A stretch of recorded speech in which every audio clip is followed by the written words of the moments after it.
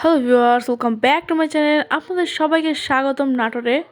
যেহেতু এখন ডিসেম্বর মাস আর ছুটির সময়, এজন্য নাটোরে এখন প্রচুর ভিড়। নাটোরের যতগুলো জায়গাতে আমরা এর আগে ভিডিও করেছি সেই সমস্ত জায়গাতে এখন অনেক মানুষ। এটা হলো নাটোরের ডিসি ইকো পার্ক। আমি এই জায়গার ভিডিও কিন্তু এর আগেও আপলোড করেছি। গাইজ, নাটোরের সমস্ত জায়গাতে কিন্তু নতুন করে আবার কালারিং করেছে, রেনোভেশন করেছে। নাটোর একদম নতুন হয়ে গেছে এরকম মনে হচ্ছিল। আগেরবার যখন এসেছিলাম তখন সব জায়গাতে কালার উঠে গেছিলো, আবার কিছু কিছু জায়গা একটু ভেঙে চুরে গেছিলো, সেগুলো সবই ঠিকঠাক করেছে। এই জন্য এখন এই জায়গাটা দেখতে অনেক বেশি সুন্দর লাগছে। এই ডিসি ইকো পার্কের সামনে কিন্তু একটা ফিশ পন্ড আছে, যেখানে অনেক রকমের ফিশ আছে কালারফুল। আর সব থেকে বড় কথা যে এই ফিশগুলো কিন্তু অনেক বড়।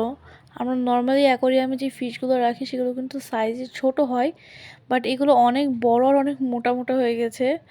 আর মনে হয় এরা অনেক খায়, সেজন্য এত বড় হয়েছে।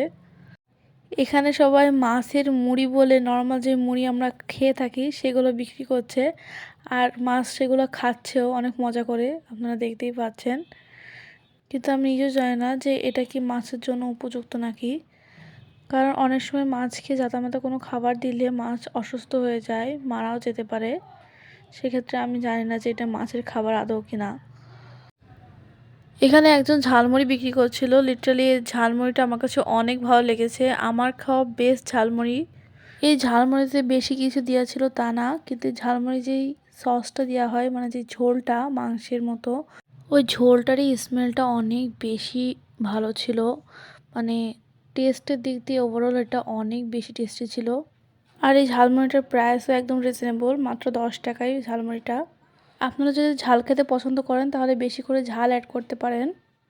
ডিসি ইকো পার্কটা আসলে সবার জন্য একদম সুটেবল জায়গা, কারণ এখানে বাচ্চাদের জন্য অনেক রকমের রাইড আছে, আর তাছাড়া বড়দের জন্য এখানে কোয়ালিটি টাইম স্পেন্ড করার জন্য অনেক রকমের বসার জায়গা করে রাখা আছে, যেখানে আপনারা বসে থাকতেও পারবেন, আবার এখানে হাঁটতেও পারবেন।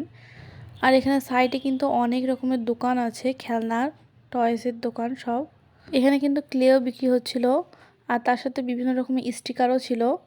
যেহেতু এখন শীতকাল, এজন্য এখানে কন্টেন্ট ক্যান্ডি এবং পপকর্ন বিক্রি হচ্ছিল।